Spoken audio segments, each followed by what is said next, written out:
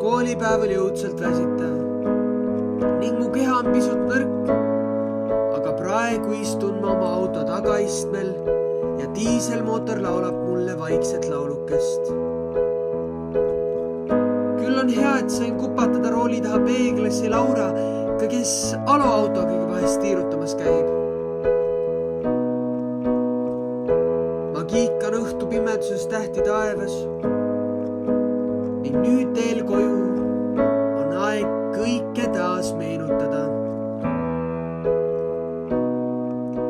Me sõber Õpa-Leena tegi meile töö, selle õppimiseks kulus jälle terve öö. Ma tundsin piina.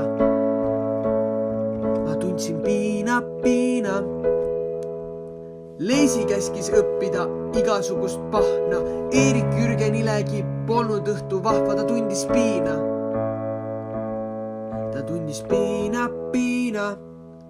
Oh loo, jah ma tean, Maie tunnis neid tundma ju peab.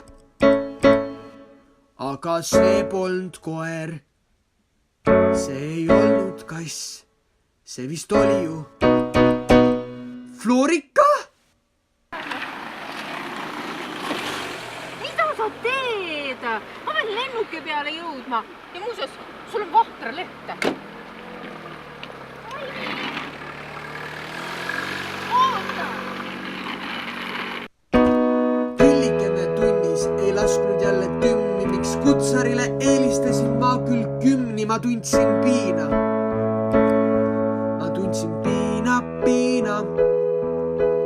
Alo juba hommikul vehkis oma tõuksi. Sveni mõttes mõlkus, tahaks minna jõuksi. Ta tundis piina.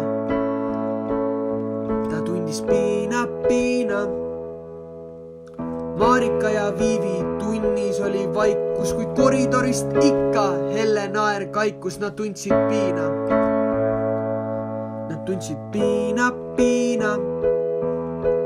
Elina ja Rein tegid tunni raske, õpetajad, polun koju minna laske.